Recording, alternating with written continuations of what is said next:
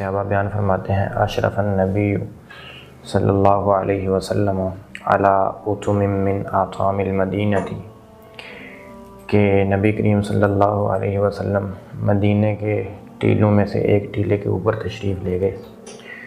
فقال هل ترون ما ارى، کہ کیا جو کچھ میں دیکھ رہا ہوں تم وہ کچھ دیکھ رہے ہو؟ تو انہوں نے کہا کہ ہم تو نہیں دیکھ رہے۔ آپ نے فرمایا انی لأری الفتن، میں فتنوں کو دیکھ رہا ہوں کہ وہ تمہارے گھروں کے درمیان بارش کے قطروں کی طرح واقع ہو رہے ہیں، گر رہے ہیں۔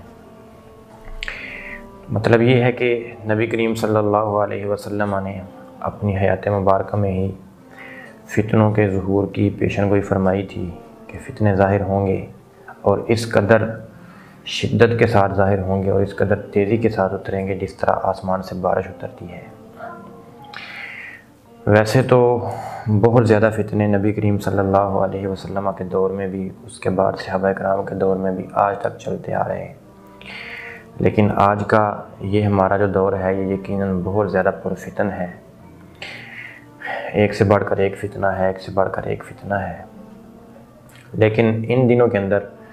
نبی کریم صلی اللہ علیہ وسلم کا ارشاد گرامی ہے، صحیح بخاری کے اندر حدیث ہے، نبی علیہ السلام نے ارشاد فرمایا ان بین یدی الساعۃ لایاما ینزل فیہا الجہل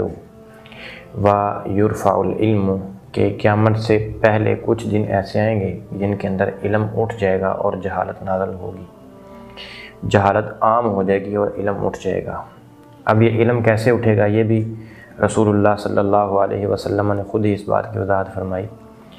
ان اللہ لا یقبض العلم انتزاعا ینتزعه من صدور الناس ولکن بقبض العلماء، کہ ایسا نہیں ہوگا کہ اللہ رب العالمین لوگوں کے سینوں اور دلوں سے علم کو اٹھا لیں گے، بلکہ ایسا ہوگا کہ علماء اس دنیا سے اٹھ جائیں گے۔ اس کے بعد کیا ہوگا، اتخذ الناس رؤوسا جہالا، لوگ پھر جاہلوں کو اپنا رئیس بنا لیں گے۔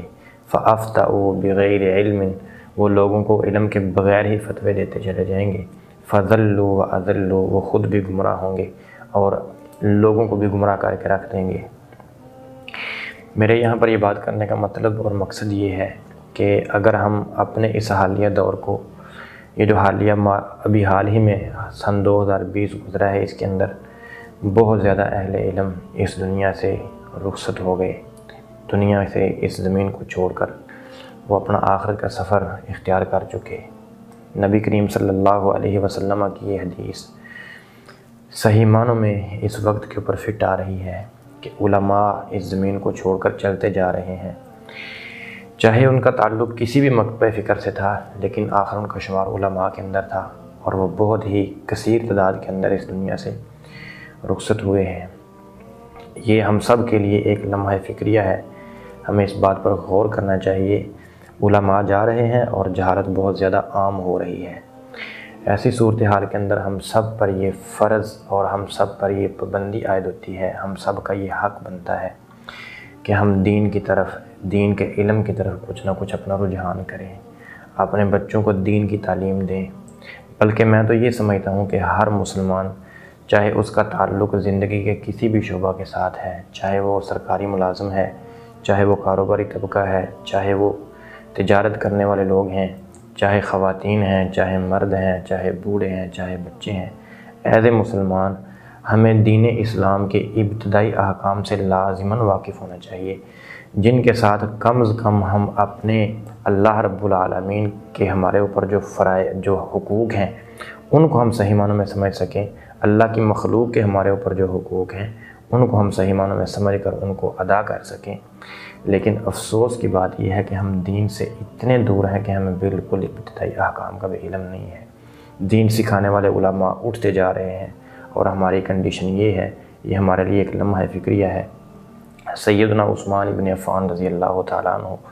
بیان فرماتے ہیں کہ نبی کریم صلی اللہ علیہ وسلم نے ارشاد فرمایا خیرکم من تعلم القرآن وعلمہ، تم میں سے سب سے بہترین وہ شخص ہے جو قرآن کریم کو خود سیکھتا ہے اور لوگوں کو سکھاتا ہے۔ میرا خیال ہے اس سے بڑی اور کوئی سعادت نہیں ہوگی کہ ہم اپنے اوقات میں، اپنے وقت کے اندر، اپنا جو ڈیلی یومی ہمارا شیڈول ہے، اس میں سے ہم سیکھنے کی غرض سے کچھ نہ کچھ وقت قرآن کریم کو دیں، احادیث رسول صلی اللہ علیہ وسلم کو اسٹڈی کریں، تاکہ ہم اللہ رب العالمین کے جو ہمارے اوپر حقوق ہیں ان کو سمجھ سکیں، اللہ کی مخلوق کے حقوق کو سمجھ سکیں، اور ایک ایسی زندگی گزار کر اس دنیا سے رخصت ہوں جو ہمیں رسول اللہ صلی اللہ علیہ وسلم نے سکھائی ہے۔ وآخر دعوانا ان الحمد للہ رب العالمین۔